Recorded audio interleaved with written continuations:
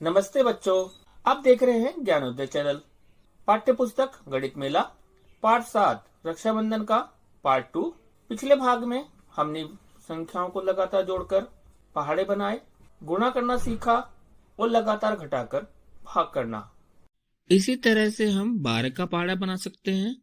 12 का पहाड़ा बनाने के लिए हमें 10 का पहाड़ा और 2 का पहाड़ा चाहिए। 10 के पहाड़े और 2 के पहाड़े को जोड़िए। 10 जमा 2 बराबर 12, 20 जमा 4 बराबर 24। आगे इसी तरह जोड़ेंगे। इस तरह से हम कोई भी पहाड़ा बना सकते हैं। निम्नलिखित में से प्रत्येक समस्या के लिए अपनी कॉपी में चित्र बनाइए। समस्याओं को हल करने के लिए गिनती, संख्या रेखा पर छलांग या किसी अन्य विधि का उपयोग कीजिए। यहाँ 5 जार हैं और प्रत्येक जार में 4 बिस्किट हैं। कुल कितने बिस्किट हैं? 4 को 5 बार जोड़ेंगे या 5 बार 4 बराबर 5 गुना 4, कुल 20 बिस्किट। तो कुल बिस्कुटों की संख्या 20 होगी।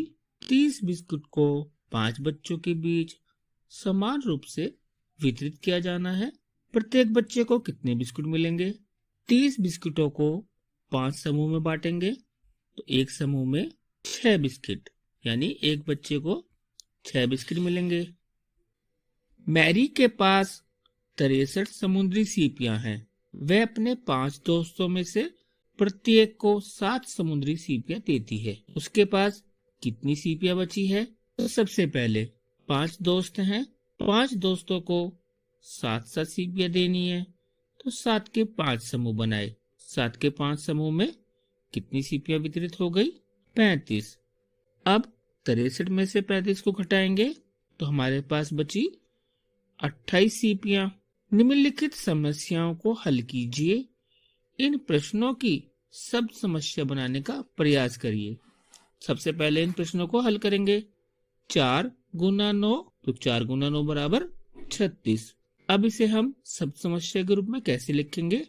माला में 9 फूल हैं, ऐसी 4 मालाओं में फूलों की संख्या कितनी होगी? एक और प्रश्न देखते हैं। 32 भाग 8 बराबर 4। तो इसे हम सब समस्या में कैसे लिखेंगे? मोहित के पास 32 रुपए हैं। यदि एक बिस्किट का पैकेट 8 रुपए का आता है तो मोहित इन रुपयों से कितने पैकेट बिस्कुट खरीद सकता है?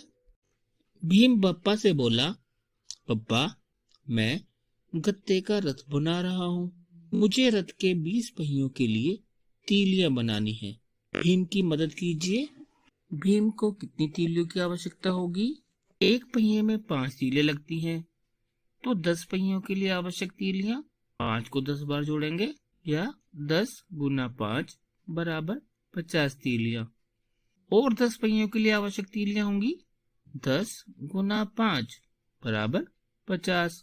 तो आवश्यक तीलियों की कुल संख्या 50 जमा 50 बराबर 100 तीलियां। कुछ और अभ्यास करते हैं। एक मकड़ी के 8 पैर होते हैं। बताइए 5 मकड़ियों के कितने पैर होंगे? 5 गुना 8 बराबर 40 पैर। 10 मकड़ियों के कितने पैर होंगे? 10 गुना 8 80 पैर। 15 मकड़ियों के कितने पैर? 15 गुना 8। करिए गुणा। या आप 10 मकड़ी और 5 मकड़ी के पैरों को जोड़ सकते हैं। 80 जमा 40 बराबर 120। 23 मकड़ियों के कितने पैर होंगे? 23 गुना 8। इसे कैसे निकालेंगे हम? सबसे पहले 10 मकड़ियों के पैर निकालें। कितने हुए? 80। और 10 मकड़ियों के 80। 3 मकड़ियों के पैर 24। अब 80 जमा 80 जमा 24 कुल 184 पैर होंगे। यहाँ एक 3 पहिए वाला ऑटो रिक्शा है। बताइए कि कुल कितने पहिए होंगे? यदि ऑटो रिक्शा की संख्या हो 18 ऑटो रिक्शा तो बच्चों एक ऑटो रिक्शा में 3 पहिए तो 10 में कितने हुए? 30। 8 में 24, दोनों को जोड़िए। 30 जमा 24 54 पहिए।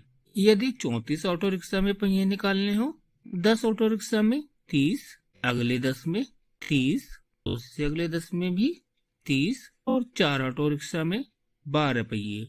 सबको जोड़ दीजिए, कुल 102 पहिए। तो 34 ऑटो रिक्शा में 102 पहिए होंगे। एक गैराज में रखे हुए बहुत सारे ऑटो रिक्शा में कुल 36 पहिए हैं। गैराज में कितने ऑटो रिक्शा हैं? तो बच्चों, एक ऑटो रिक्शा में 3 पहिए लगते हैं, तो 36 को 3-3 के समूह में बांटेंगे। बांटिए, कुल 12 ऑटो रिक्शा हैं। 55 चींटियों की एक पंक्ति है जिसमें हर चींटी के 6 पैर हैं। पंक्ति में पैरों की कुल संख्या कितनी है? 10 चींटियों के 60 पैर। इसी तरह से 50 चींटियों को हम 5 भागों में बांटकर पैरों की संख्या निकालेंगे। अब हमारे पास 5 चींटी बची, उनके भी 6 से गुना करा, 30 पैर। अब इन सबको जोड़ दीजिए, हमारे पास कुल पैरों की संख्या 330। बच्चों, तो हम इस तरह से भी गुणा कर सकते हैं। एक मेंढक शून्य पर है, वह 7 कदमों की छलांगे लगाता है। वह सबसे बड़ी संख्या क्या होगी जिस पर मेंढक 50 पार करने से पहले पहुंचेगा? 0 से पहली छलांग 7 पर, अगली छलांग 14, 21, 28, 35, 42, 49। तो वह सबसे बड़ी संख्या 49 है। पुरी का समुद्र तट, एक दीवार लटकन यानी वॉल हैंगिंग की कीमत 42 रुपए है। ऐसी 2 दीवार लटकनों की कीमत कितनी होगी? तो 2 दीवार लटकनों की कीमत के लिए जोड़िए 42 रुपए और 42 रुपए, या 2 गुना 42 बराबर 84 रुपए। तो 2 दीवार लटकनों की कीमत होगी 84 रुपए। समुद्री सीपियां। ध्रुव समुद्र के निकट रहता है। उसने अपने 3 दोस्तों में से प्रत्येक के लिए एक हार बनाने का सोचा। वह सारा दिन समुद्री सीपियां खोजता रहा। शाम तक उसने 112 सीपियां एकत्रित कर ली। अब उसके पास कई अलग अलग रंगों की चमकदार सीपियां थी। ध्रुव ने मन में सोचा, मैं 28 सीपियों का एक हार बनाऊंगा। क्या ये सीपियां मेरे 3 दोस्तों के लिए हार बनाने के लिए पर्याप्त होंगी? उसने एक हार के लिए 28 सीपियां ली, तो 112 में से 28 घटाया 84। अब उसके पास 84 सीपियां बची थी। फिर उसने दूसरे हार के लिए 28 सीपियां और ली। अब कितनी सीपियां बची हैं? 84 में से 28 घटाएंगे 56। फिर उसने तीसरे हार के लिए सीपियां ली, तो उसके पास कितनी सीपियां रह गई? 56 में से 28 घटाया 28। क्या सीपियां उसके सभी दोस्तों के लिए हार बनाने के लिए पर्याप्त हैं? हाँ। ध्रुव 112 सीपियों से कितने हार बना सकता है? 4। आइए पता लगाएं। यहाँ 1 से 10 तक के 10 संख्या कार्ड और 5 सीलबंद लिफाफे हैं। प्रत्येक लिफाफे में 2 कार्ड हैं और उसके ऊपर उसमें मौजूद संख्याओं का गुणा लिखा है। 5वें लिफाफे में संख्या कार्ड 5 और 9 है। लिफाफे पर संख्या 5 गुना 9 बराबर 45 लिखी है। प्रत्येक लिफाफे के अंदर मौजूद संख्या कार्डों की पहचान कीजिए। पहले कार्ड पर संख्या 7 लिखी है।